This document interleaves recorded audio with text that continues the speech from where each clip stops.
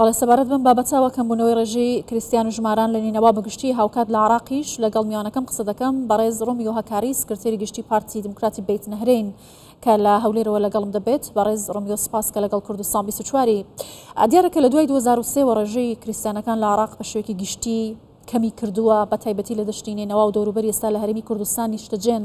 ئێوە هۆکارەکەی بۆچی دەگەڕێنەوە؟ چه فشارێک لەسەر کریستیانەکان هەیە؟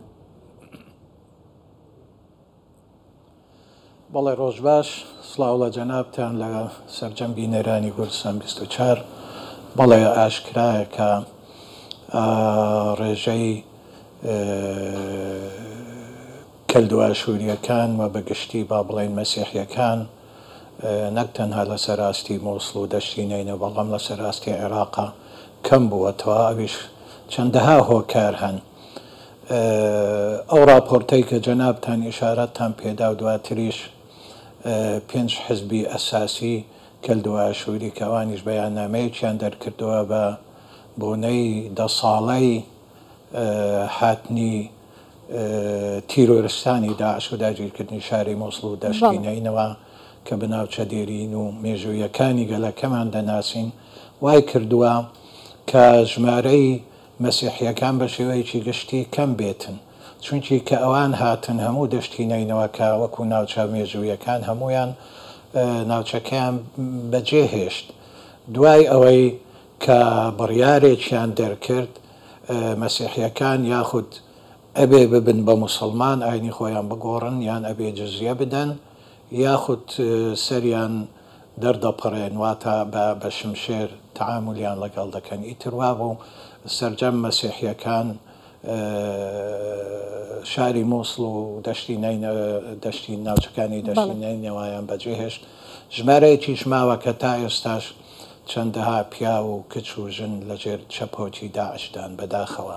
بەڵێ ژمارەکەم بووە من لە بیرمە لە بەرەبەیانی هاتنی داعش بۆ شاری مۆسڵ بەڵام بە تایبەتی بۆ دەشتی نینەوە لە حوتی بەرەبەیانی حوتی ئابی 2014 زیاتر لە نێزیک بە 200,000 خەڵکی ئێمە لە بەغدێدا لە وات حەمدانیە لە بەرتڵا لە تلسکۆپ بەعشیقە و بەهزانی ئەوانی ژمارەیەکیان لێ بووە زائیدەن تلکێف هەمویان ناوچەکەیان بەجێهێشتن و هاتن بۆ شار و شارۆچکەکانی هەرێمی کوردستان و شاری مۆسڵیش بە هەمان شێوەیە لە 10 حوزەیرانی 2014 کۆنتترۆلیان کرد.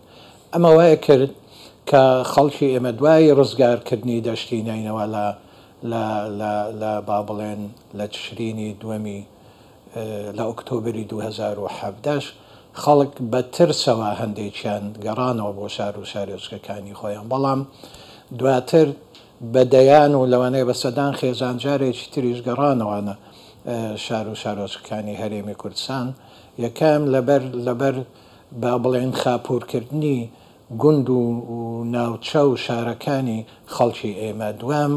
دوای ئەمە دوای هاتنی چەندەها هێزی جۆر بە جۆری عێراقی لە حەشدی شعبی و هێزەکانی تر کە تا ئێستا ژەندێکیان نەناسراون هاتن بۆ ناوچەکە لە سەرەتادا کێشەیەکی زۆریان بۆ خەڵکی ئێمە دروست دەکرد بووە هۆکاری ئەوەی کە هەندێک لە باش ئەو مەترسیانە چین کە ئێستا لەسەر پێکهاتەکانن بەگشتی وەکو ئاماژەی پێدەکەی کۆمەڵێک هێز لەوێ هەیە کە خەڵک ناتوانن بگەڕێنەوە، ئەم مەترسی و هەڕەشانە چی کە ئێستا لەسەر پێکهاتەکان بە تایبەتی پێکهاتی کریستیان لەو ناوچەیە هەیە؟ بەداخەوە کە دەڵێن بەڵام ئەمە حەقیقەتێکە لە عێراقا هێز قسە دەکات، هێز بە گوێرە هێز تەعامل لەگەڵ پێکهاتەکان دەکرێتن لە زۆرێک لە مەحفەلەکانە. ئێمە وەکو با بڵێن نەتەوەیەکی بچووک بە ژمارە لەوانەیە بۆ زۆر شت حسابی کەممان بۆ بکرێتن یاخود حسابمان بۆ نەکرێت وەکو ئەوەی کە نێچیرێکی ئاسانین هەموو لایەنەکان دەتوانن چەپۆکی خۆیان بەکاربێن و بمان بۆ نمونە دەرمان پەڕێن لە ناوچەکانی خۆیان. ئەمە نەزرەیەکی وا لە عێراقا خوڵقاوە هەر لە سەرەتای دامەزراندنی دەوڵەتی عێراقا تا ئێستا ئەوانەی حکمی عێراق دەکەن بەو شێوەیە سەیری نەتەوە بچووکەکان دەکەن. خۆ سەیری کوردیش وایە سەیری کوردیش بە هەمان شێوە دەکرد، تورکمان و هەموو ئەوانی تریش. بۆیە بەداخەوە ئێمە لەوێ ژیان لەبەر ئەوەی تا ئێستا ناوچەکان هەمویان ئاوادان نەکراونەتەوە. دوام وتم ئەو هێزانێکە ئێستا لەوێن لێرە و لەوێ ینی سراعاتی ناوخۆی نێوان هێزەکان با بڵێن دەنگدانەوە و ڕنگدانەوە و هۆکارم بۆ ئەوەی خەڵکی ئێمە ئەزیێت بدرێت لەوێ. کەواتە ئەگەر لە ڕووی ئەمنیەوە، لە ڕۆی ئەسکەریەوە، لە ڕۆی ژیانیەوە خەڵکی ئێمە ئاسوودە نەبێت، لەوانەیە لە هەمیشە لە قەلەقا بژین. بۆیە ئەمانە هەموو هۆکار بۆ ئەوەی خەڵکی ئێمە هەموو کات و ساتێک بیلەوە دەکاتەوە کە ئیمڕۆ یاخود بەیانی شتێکی خراپیان بەسەرا دەقەومێ و ئەبێ ناوچەکە بەجێ بێڵن. بەڵام ئەوەی باشە تا ئێستا ئەوانەی کە لەوێن ینی بە ئیرادەیەکی بەهێزەوە هەوڵ دەدەم بۆ ئەوەی لە ناوچەکانی خۆیان بمێن. باشە. ئەوەی کە ئێستا دەبینین هەرێمی کوردستان وەکو شوێنێکی ئارام و سەقامگیر بۆ پێکەوە ژیانی پێکهاتەکان دەبینرێت، ئەوەی کە تا ئێستا کراوە و لە خۆگرتنی ئەو پێکهاتانەی کە وەکو بەڕێز تاماژەت پێکرد بۆ هۆکارانە هاتوونەتە هەرێمی کوردستان، تا چەندن پاڵپشتیانە کاریگەرن و ئەوکات هەوڵ هەیە بۆ گەڕانەوەی پێکهاتەکان بۆ ناوچەکانی ڕەسەنی خۆیان لەگەڵ جێگیربوونی ئاسایش و سەقامگیری لەو ناوچانە. بەڵێ بە تەکید خۆ ئەو کە هەر لە ڕووخانی ڕژێمی دیکتاتۆری باسی گۆڕ بە گۆڕ لە 9 نیسانی 2023ەوە و بە تایبەتی لە کۆتاییەکانی 2005ەوە ڕاوەدوونان و کوشتن و با بڵێن اختتافکردنی مەسیحیەکان لە شارە گەورەکان لە خواروو و لە ناوەڕاست و ناوەڕاستی عێراقا دەستی پێکرد. ئەمە بووە هۆکارێکە بەرەبەرە مەسیحیەکان زامن نەبن لە داهاتوی خۆیان لە ژیانی ڕۆژانەی خۆیان، چونکی بە بەرنامە هەوڵدرا بۆ ئەوەی عێراق لە مەسیحیەکانە خاڵی بکرێت، ناوچەکانی خۆیان چۆڵ بکەن. بەداخەوە ئەو مەرامەیان هاتەدی.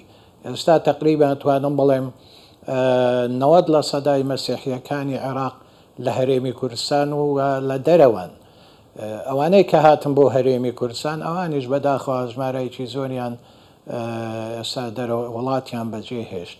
یعنی ئەتوانم بڵێن ژمارەی دانیشتوانی ئێمە وەکو کەلدو ئاشووریەکان بەداخەوە زۆرینەکە لە دەرەوەیە. کەواتە ئەمەش کاریگەری نێگەتیڤی هەیە بۆ سەر مافەکان و داهاتوو و هەروە سەرجەم ئەو داواکاریانەی کە ئێمە هەمانە. ئەمە شتێکی باز و زەمانەتێکی باش بوو لە کاتی خۆیە کە هاتنی داعش جەنابی بارزانی کە وتی دەواازەی کوردستان کراوەتە بۆ مەسیحیەکان، بە تاکید ئەمە دڵنیایەکی گەورە بوو بۆ مەسیحیەکانە. بەڵام دواتر کە هەندێکیان گەڕانەوە و هەروەها ژیانی ڕۆژانەشیان ئەوانەی کە لە هەرێمیشن لەوانەیە پێداویستیەکی زۆریان پێویستە بۆ ئەوەی ژیان بۆ شێوەیەکە بیانەوەی بەڕێ بکەن. بەڵێ بەڕێز ڕۆمیۆ هەکاری سکرتێری گشتی پارتی دموکراتی بەیت نەهرین، زۆر سپاس لە ئەنکاوە لەگەڵ کوردستان 24 بوو.